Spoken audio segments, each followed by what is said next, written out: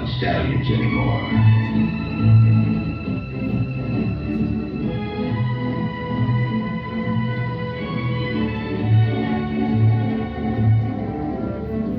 No, you don't see many wild stallions anymore. And even if he did run off 3 of your best mares, he's one of the last of a wild and very singular breed.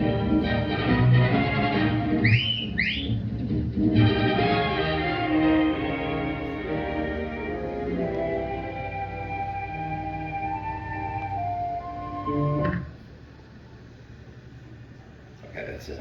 Thank you. So, I've seen for the first time this video when I for the first time visited the United States of America in 1991. I saw it on an ordinary American TV screen. Why this video was successful?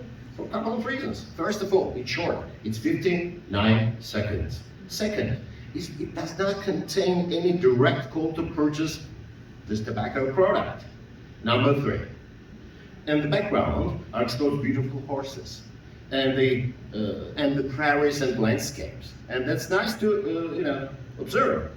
The main character, the Marlboro Man, that was the nickname given to this person, who, by the way, unfortunately died of lung cancer later on, symbolizes the heroes from American westerns, so popular domestically and internationally. And they symbolize, they're associated with honesty, bravery, hard work, and attractive appearance.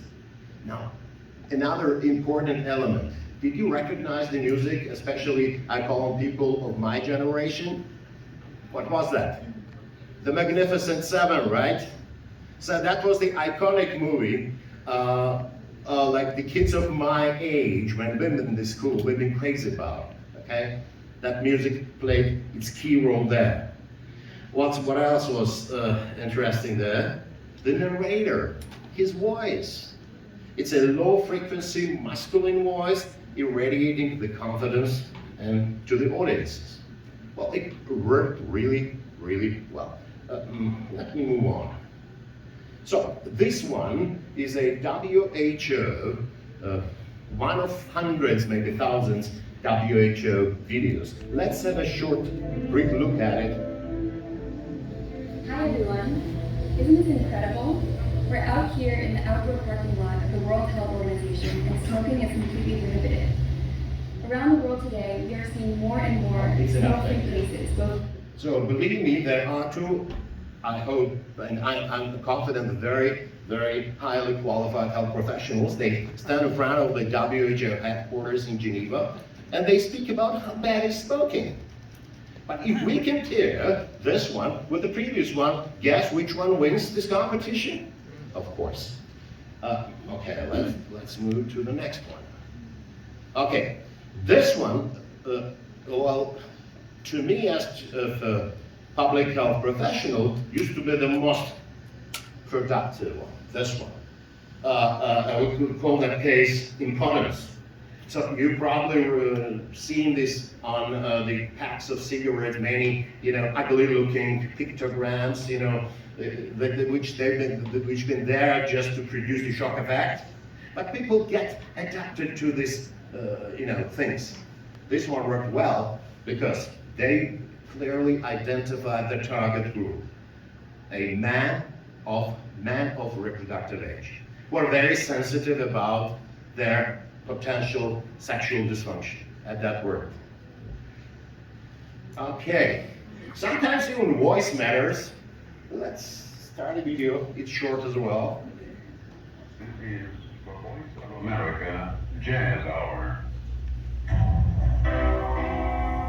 The music of jazz parallels the freedom that we have in America, something that not every country has. Go back to the presentation. So, again, people of my generation will remember it. Well, I remember when I grew up in the Soviet Union, the Voice of America was dubbed. It was forbidden. And my own father was listening to Voice of America between 10 a.m. and 10 p.m. and 11 p.m. His bedroom was closed, whatever. Well, how I like actually encounter the voice of America? Through this guy, Willis Canola. Once in a week, they've been having this popular program, Voice of America Jazz Hour. And at the peak, this program was listened up to 30 million people on our side of Iron Curtain.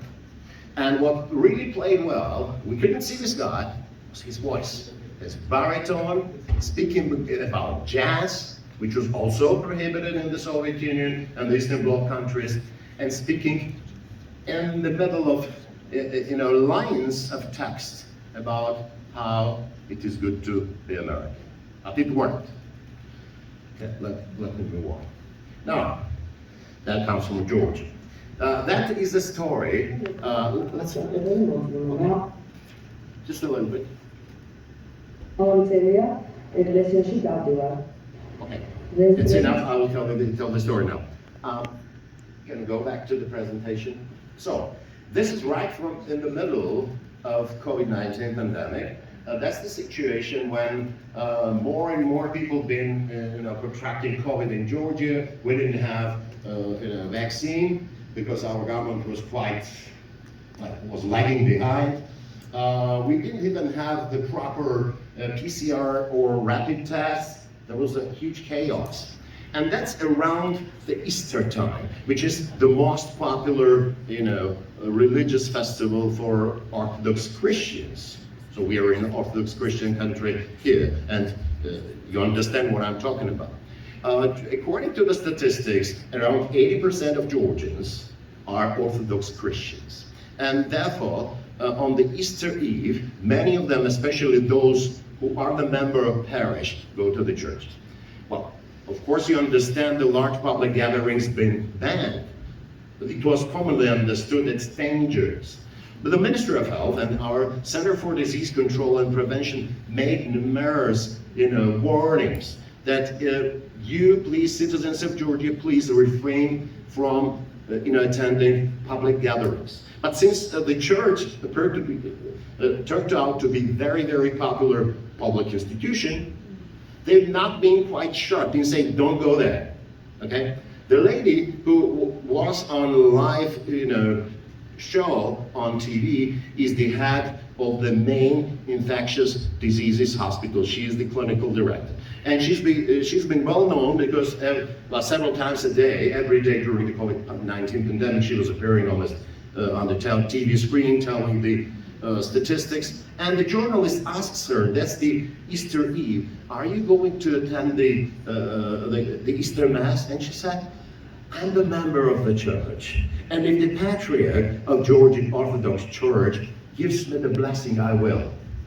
So now you can imagine what happened, right?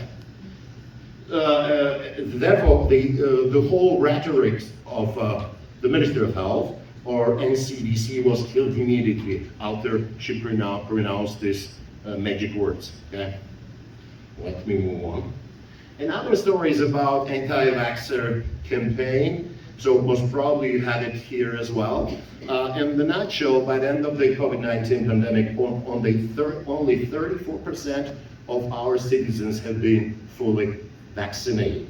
What this anti-vaxxer campaign was offering people, few stories that this vaccine is very dangerous. It is especially made to kill the people of Georgian ethnicity, those who belong to the Orthodox Christian Church of Georgia. That was one message. The second message was even more interesting. That's that guy, Mr. Gates, Bill Gates, who inserted microchips into this liquid vaccine, and this microchip will be circulating in our bloodstream and, I don't know, catching the Wi-Fi connectivity or GPS or whatever. That's there to control people of Georgian ethnicity. And the last one is my favorite, that this microchip inserted by Mr. Gates into the vaccine bears 666, which is the sign of double. With that, only 34% of Georgians have been fully vaccinated. All right. So, what are the problems? Why commercial marketing is ahead? Well, for obvious reason. Commercial marketing is made, it meets the interests of commercial companies, and there is a competition, right? Both on the sides of the companies which try to sell their products, and on the sides of companies which produce this marketing, tools and videos or whatever other kind of advertising. There is a competition, but it's not over there. What we have on the other side in public sector is first the lack of expertise, lack of political will, and the most dangerous animal, bureaucracy. When I teach my students and we speak about healthcare management and management principles in general, I tell them, what is your perception about the word bureaucrat? And all of them are saying that's a very, very bad guy in the government, who ignores people, who doesn't care about people. But on the other hand, we cannot survive without bureaucracy, because if we imagine in a moment, like after we leave this room, all the bureaucrats are gone, there's going to be chaos in the world, right from the beginning. So therefore, our objective should be to do something about bureaucrats so that they perform their work the way they are supposed to be performing. And the political systems, and also deficiency in a degree of democracy. Okay? So, what should be done? First, we need more research, obviously. We need more qualified public health workers. We need the right people in the government, and that's probably the key element of it. Okay? When we go to voting station, we also need to think about that as what, for instance, in Georgia, the COVID-19 pandemic turned into. And we need stronger political will. And last but not least is this picture, what you see there, the iceberg, right? I made that picture in Canada while I was ambassador of Georgia to Canada, and I was attending a business opportunities conference in one of the provinces in Newfoundland and Labrador, and that was our second day of the conference. Someone was making a speech, and the other guy came in, whispered something into the ear of a lead of the conference, and he said, look, ladies and gentlemen, why don't we leave now the building? I'm going to show you something. We walked around 30 minutes, and there was a hill in front of us. We climbed that hill, and that's what I saw. That was the first time for me to see the iceberg, like in life mode. And what we've seen in the three icebergs, okay, the little guy, the medium-sized guy, and big guy, and we've been quite lucky. I mean, normally they appear there in Newfoundland and Labrador in the month of May. But that year, they came in the month of April. By the way, Titanic was sunk in around 200 nautical miles from there. So, normally we compare the complex problems with icebergs, right? So that's only the tip of the iceberg, but the bigger problem is sitting under the water. What I found there, yes, that comparison is right, but it's also about the numbers. We all thought that there are three icebergs. But the water was quite clear, and looking closely to that, then we found out it's the same iceberg. They have the same foundation there, okay? So therefore, whenever we speak about problems in social marketing, problems in health promotion, we have to remember that there are multiple problems, they are interconnected, and they should be solved through the complex, approaches. And again, we have to elect right people in the government. Thank you.